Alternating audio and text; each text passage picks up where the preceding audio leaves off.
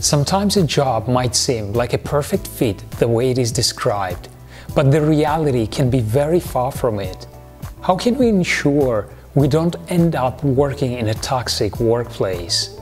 No matter how much pressure there is during your job interview, you can still notice certain signs which translate into interview red flags, meaning that the company is not a good fit for you. I'm Marat from EMMOTION, myemotion.com. Look me up on LinkedIn.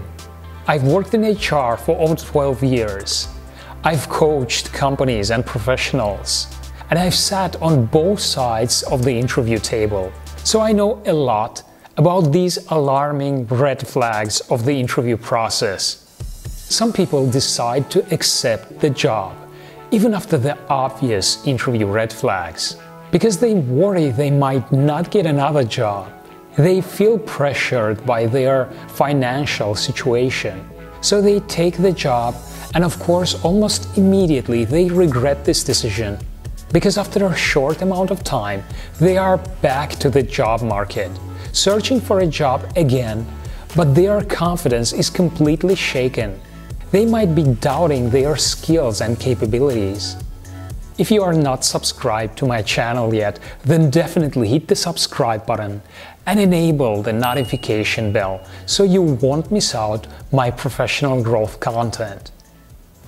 I always tell this to candidates: you are not the only one who is being interviewed.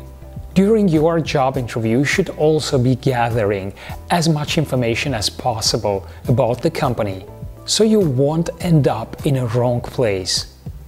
These are the interview red flags which will warn you about a possible toxic work environment. Number 1. Your first impressions were negative. Whether you are interviewing online or in person, pay attention to how the employees interact with you and with each other.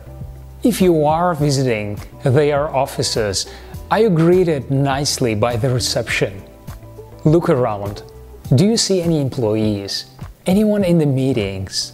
Take note of the atmosphere you see and feel in the building. What does the environment feel like? Do they seem happy and energized? Are they comfortably talking to each other? Or you see tired faces and no one smiling? If they are all looking miserable, this is an obvious red flag. From the way you were greeted to the interactions you witness between the employees, you should be looking out for people that seem happy, energetic, friendly, and comfortable. Number 2, the interviewer is late and underprepared. A few years ago, I had an interview with the vice president of HR for one of the well-known fashion luxury houses. She was about 25 minutes late to the interview without any previous notice or any apology. She had no clue of who I was, and she obviously didn't know much about my background. On top of that, the interview was completely disorganized. I felt that she was distracted and the position didn't really feel clear or well defined. Right after, I honestly told the headhunter I was presented to the company by that I was not interested in the role anymore. After my certain professional experiences, I could immediately tell that the environment was not right. And needless to say that the person that they ended up hiring for the job didn't work there for a long time. Of course, we can all expect a few mistakes or incidents during the interview process. It's completely normal. It's not always easy coordinating multiple people with busy calendars. And of course, managers and leaders can be pulled into the meetings last minute. But the red flag is when they act as if they don't value your time. If the interviewer isn't focused on the interview and on you, be careful. This may just be part of their workplace culture. Number 3, inappropriate or rude comments. Do the interviewers complain about the previous employees or about the previous employee which was doing your job? Did they say anything along the lines like, "The last person in this position really screwed things up"? Or, We've had a few employees quit, and they've actually done us a favor. Some of the candidates I worked with mentioned something similar to me, and it does seem a surprising behavior, to say the least.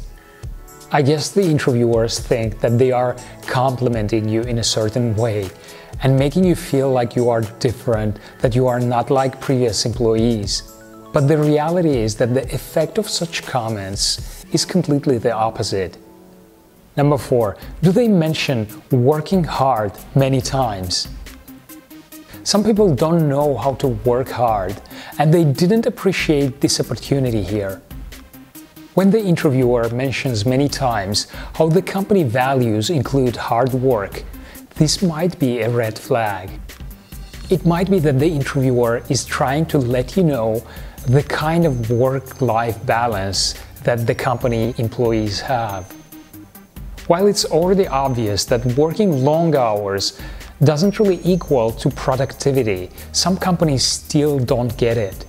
And the problem is that you don't know exactly how hard this hard work is. You might actually be joining to an overworking culture. Number 5, high turnover. High turnover in a company is always concerning. If this comes up during your interview, you should definitely understand why people are leaving. It's not really uncommon for a high turnover to occur after certain changes within the company, like leadership changes, a new CEO or a new director, department manager, any strategic changes in the company. Some people might be pressured out, or some people might not like this situation and move on to new opportunities. But you definitely should be concerned if there has been a high turnover in the role which you are interviewing for. No matter what the reasons are, if people are not staying in the position for a long time, this screams a red flag. Good companies don't rotate their employees so often, and the employees don't really give up the good roles so easily. That's why that's not a good sign. They are responses to behavioral questions. Hiring managers tend to ask different behavioral interview questions to understand what type of employee you are, and it is a good idea for you to do the same when it's your turn to ask questions. These are some examples of questions you can ask. How would you describe your management style? What do you expect from a well-performing employee? What type of employees are successful in this job and in this company in general? And listen carefully to their responses. Number 7, your gut feeling says no. While we might try to convince ourselves that the job is great and this company is a right opportunity for us, your gut feeling will be telling you otherwise. When your inner voice tells you to stop, you should definitely follow it. Remember that the interviewers are on their best behavior during the interview process. So if the interview experience is bad, the job will be even worse. So move on towards the next project. Ending up in a toxic workplace will only slow down your career advancements. You deserve a good working environment, a good manager who will mentor and lead you towards your full potential. Thanks for watching. If you found this video useful, please thumb it up and share it with whoever you think it might be beneficial to. Don't forget to hit the subscribe, and see you in my next video coming up.